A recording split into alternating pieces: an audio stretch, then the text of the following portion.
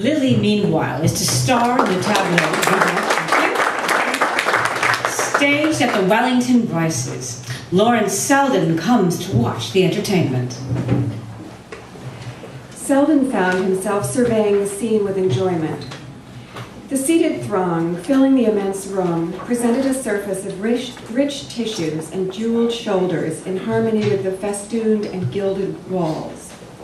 At the end of the room, a stage had been constructed and curtained with old damask. But in the pause before the parting of the folds, there was little thought of what they might reveal. For every woman who had accepted Mrs. Bree's invitation was engaged in trying to find out how many of her friends had done the same. Gertie Farish, next to Selden, was lost in that indiscriminate and uncritical enjoyment so irritating to Miss Bart's finer perceptions. Wasn't it dear of Lily to get me an invitation?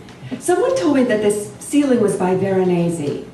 I suppose it's very beautiful, but his women are so dreadfully fat. Goddesses? Well, I can only say that if they'd had to wear corsets, it would have been much better for them. I think our women are much handsomer. And this room is wonderfully becoming. Everyone looks so well. Do look at Mrs. George Dorset's pearls. I suppose the smallest of them would pay the rent of our girls' club for a year. Not that I ought to complain about the club. Everyone has been so wonderfully kind. Did I tell you that Lily had given us $300? Wasn't it splendid of her? And then she collected a lot of money from her friends. Mrs. Bree gave us $500 and Mr. Rosedale $1,000. I wish Lily were not so nice to Mr. Rosedale, but she says it's no use being rude to him because he doesn't see the difference. She really can't bear to hurt people's feelings. It makes me so angry when I hear her called cold and conceited. The girls at the club don't call her that. Do you know she has been there twice with me? Yes, Lily. Mrs. Farish's confidences were cut short by the parting of the curtain on the first tableau, a group of nymphs in the rhythmic posture of Botticelli's Spring. The scenes were all taken from old pictures, and the participators had been cleverly fitted with characters suited to their types. Indeed, so skillfully had the personality of the actors been subdued to the scenes that the audience must have felt a thrill of contrast when the curtain suddenly parted on a picture which was simply and undisguisedly the portrait of Miss Bart. Here there could be no mistaking the predominance of personality. The unanimous "oh" of the spectators was a tribute not to the brush world of Reynolds's Mrs. Lloyd, but to the flesh and blood loveliness, so like her own, that she could embody the person represented without ceasing to be herself. It was as though she had stepped, not out of, but into Reynolds's canvas, banishing the phantom of his dead beauty by the beams of her living grace. The impulse to show herself in a splendid setting had yielded to the truer instinct of trusting to her unassisted beauty, and she had purposely chosen a picture without distracting accessories of dress or surroundings. Her pale draperies served only to relieve the long, dryad-like curves that swept from her poised foot to her lifted arm. The noble buoyancy of her attitude, its suggestion of soaring grace, revealed the touch of poetry in her beauty that Selden always felt in her presence, yet lost the sense of when he was not with her. Its expression was now so vivid that for the first time he seemed to see before him the real Lily Bart, divested of the trivialities of her little world, and catching for a moment a note of that eternal harmony of which her beauty was a part. Deuced bold thing to show herself in that get-up, but gad, there isn't a break in the lines anywhere, and I suppose she wanted us to know it. These words, uttered by Mr. Ned Van Alstyne, affected their hearer in an unexpected way. It was not the first time Selden had heard Lily's beauty lightly remarked on, and hitherto the tone of the comments had imperceptibly colored his view of her. But now it woke only emotion of indignant contempt. This was the world she lived in. These were the standards by which she was fated to be measured. In the long moment before the curtain fell, he had time to feel the whole tragedy of her life. It was as though her beauty, thus detached from all that cheapened and vulgarized it, had held out suppliant hands to him from the world in which he and she had once met for a moment, and where he felt an overmastering longing to be with her again. Selden is not the only one who admires Lily. Gus Trenor is captivated by her as well. The next morning, she receives an invitation from Judy, Gus's wife. But when Lily arrives at the Trenors that evening, it is Gus, not Judy, who greets her. Trenor appeared at once, welcoming Lily with unusual volubility, while he relieved her of her cloak and drew her into the room. Come along to the den. It's the only comfortable place in the house. You look a little pinched. It's rather a sharp night out. Come along, and I'll give you a nip of brandy, and you can toast yourself over the fire and try some of my new Egyptians. That little Turkish chap at the embassy put me onto a brand that I want you to try. He led her through the house to the large room at the back, where Mrs. Trenor usually sat. Here, as usual, were flowers, newspapers, a littered writing table, and a general aspect of lamplit familiarity, so that it was a surprise not to see Judy's energetic figure start up from the armchair near the fire. It was apparently Trenor himself who had been occupying the seat, for it was overhung by a cloud of cigar smoke. Lily asked, with a surprised glance, "Where's Judy?" Trenor, a little overheated by his unusual flow of words, and perhaps by prolonged propinquity with the decanters, was bending over the latter to decipher their silver labels. "Here now, Lily, just a drop of cognac and a little fizzy water. You do look pinched, you know. I'll take another glass just to keep you company. Oh, Judy, why, you see, Judy's got a devil of a headache, quite knocked out with it, poor thing. She asked me to explain. Do come up to the fire, though you look deadbeat, really. Now, do let me make you comfortable. There's a good girl." He had taken her hand, half banteringly, and was drawing her toward a low seat by the hearth, but she freed herself quietly. "Do you mean to say that Judy's not well enough to see me?" Trenor drained the glass he had filled for himself and paused to set it down before he answered. "Why, no. The fact is she's not up to seeing anybody. It came on suddenly, you know, and she asked me to tell you how awfully sorry she was. If she'd known where you were dining, she'd have sent you word." "She did know where I was dining. I mentioned it in my telegram. But it doesn't matter, I suppose. If she's so poorly, she won't go back to Bellamont in the morning, and I can come and see her then." "Yes, exactly. I'll tell her you'll pop in tomorrow morning. And now, do sit down for a minute, and let's have a nice, quiet jaw together. You won't take a drop, just for sociability? Tell me what you think of that cigarette. Why, don't you like it? What are you chucking it away for?" "I'm chucking it away because I must go. If you'll have the goodness to call a cab for me," Lily returned with a smile. She did not like Trenor's unusual excitability, with its too evident explanation, and the thought of being alone with him, with her friend out of reach upstairs, did not conduce a desire to prolong their tete-a-tete. But Trenor, with a promptness which did not escape her, had moved himself between her and the door. "Why must you go, I should like to know? If Judy'd been here, you'd have sat gossiping till all hours.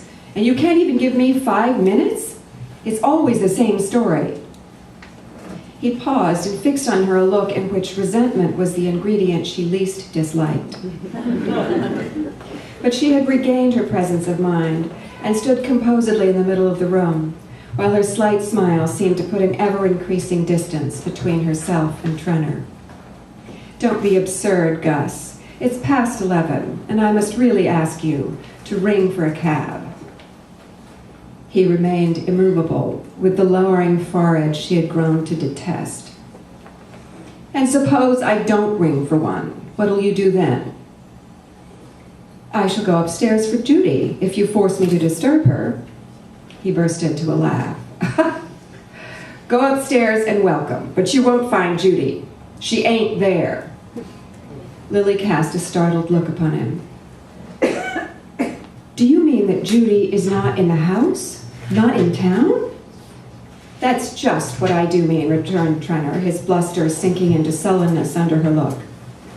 Nonsense. I don't believe you. I am going upstairs, she said impatiently. He drew unexpectedly aside. Go up and welcome. But my wife is at Bellamont. But Lily had a flash of reassurance. If she hadn't come, she would have sent me word.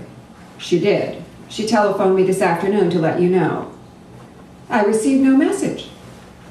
I didn't send any. The two measured each other for a moment, but Lily still saw her opponent through a blur of scorn that made all other considerations indistinct. I can't imagine your object in playing such a stupid trick on me, but if you have fully gratified your peculiar sense of humor, I must again ask you to send for a cab. It was the wrong note, and she knew it as she spoke. To be stung by irony, it is not necessary to understand it, and the angry streaks on Trenor's face might have been raised by an actual lash. Look here, Lily, don't take that high and mighty tone with me. He had again moved toward the door, and in her instinctive shrinking, she let him regain command of the threshold. I did play a trick on you. I own up to it. But if you think I'm ashamed, you're mistaken. Lord knows I've been patient enough. I've hung around and looked like an ass. And all the while you were letting a lot of other fellows make up to you. I'm not sharp, but I can tell fast enough when I'm made a fool of. Ah, I shouldn't have thought that, flashed from Lily. But her laugh dropped to silence under his look. No, you wouldn't have thought it, but you'll know better now. That's why you're here tonight. I've been waiting for a quiet time to talk things over, and now I've got it, I mean to make you hear me out. His first rush of inarticulate resentment had been followed by a concentration of tone more disconcerting to Lily than the excitement preceding it. To gain time, she repeated, I don't understand what you want. Trenor had pushed a chair between herself and the door. He threw himself in it and leaned back, looking at her. I'll tell you what I want. I want to know just where you and I stand. Hang it, the man who pays for the dinner is generally allowed to have a seat at the table. If you have brought me here to say insulting things, she began. Trenor laughed. Don't talk stage rot. I don't want to insult you, but a man's got his feelings, and you've played with mine too long. It was too easy for you. You thought you could turn me inside out and chuck me in the gutter like an empty purse. But by gad, that is not playing fair. Of course, I know now what you wanted. It wasn't my beautiful eyes you were after. But I tell you what, Miss Lily, you've got to pay up for making me think so. He stepped forward. He rose and stepped toward her with a reddening brow, but she held her footing, though every nerve tore at her to retreat as he advanced. Pay up, she faltered. Do you mean I owe you money? He laughed again. Oh, I'm not asking for payment in kind, but there's such a thing as fair play and interest on one's money. And hang me if I've had as much as a look from you. Your money? What have I to do with your money? You advised me how to invest mine. You must have seen I knew nothing of business. You told me it was all right. It was all right. It is, Lily. You're welcome to all of it and more. I'm only asking for a word of thanks. He was closer still, with a hand that grew formidable, and the frightened self in her was dragging the other down. I have thanked you. I've shown I was grateful. What more have you done than any friend might do, or anyone might accept from a friend? Trenor caught her up with a sneer.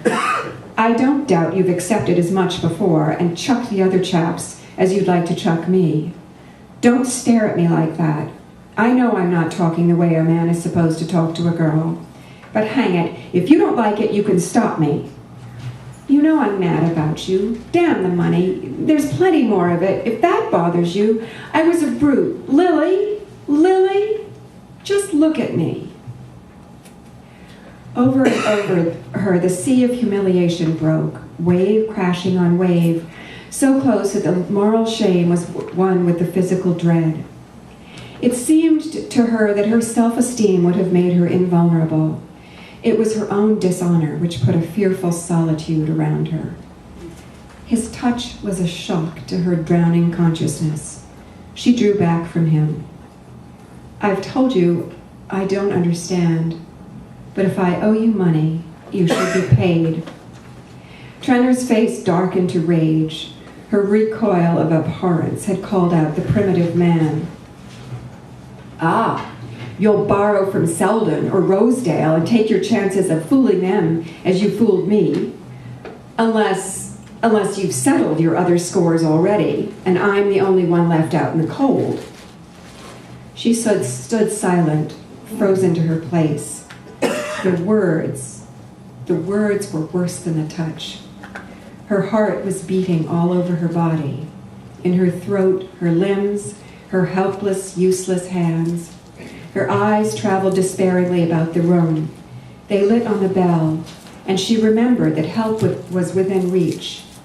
Yes, but scandal with it, a hideous mustering of tongues. No, she must fight her way out alone. It was enough that the servants knew her to be in the house with Trenner. There must be nothing to excite conjecture in her way of leaving it. She raised her head and achieved a last clear look at him. I am here alone with you, she said. What more have you to say? To her surprise, Trenner answered the look with a speechless stare. With his last gust of words, the flame had died out, leaving him chill and humbled. It was as though a cold air had dispersed the fumes of his libations, and the situation loomed before him black and naked as the ruins of a fire. Go home. Go away from here, he stammered, and turning back on her, walked toward the hearth. The sharp release from her fears restored Lily to immediate lucidity. The collapse of Trenner's will left her in control, and she heard herself in a voice that was her own, yet outside herself, bidding him ring for the servant, bidding him give the order for a hansom. Whence the strength came to her she knew not, but an insistent voice warned her that she must leave the house openly. On the doorstep she felt a mad throb of liberation, intoxicating as the prisoner's first draft of free air, but the clearness of brain continued, and she noted the mute aspect of Fifth Avenue, the lateness of the hour, and she even observed a man's figure. Was there something half familiar in its outline, which, as she entered the hansom, vanished into the obscurity of the side street? But with the turn of the wheels, reaction came. I can't think, she moaned, and leaned her head against the rattling side of the cab. She seemed a stranger to herself, or rather there were two selves in her, the one she had always known, and a new abhorrent being to which it found itself chained. She looked forth on the passing streets. Gertie! They were nearing Gertie's corner. If only she could reach there before the laboring anguish burst from her breast to her lips. If only she could feel the hold of Gertie's arms while she shook in the ague fit of fear that was coming upon her. She called the address to the driver. It was not so late. Gertie might still be waking. And even if she were not, the sound of the bell would penetrate every recess of her tiny apartment and rouse her to answer her friend's call.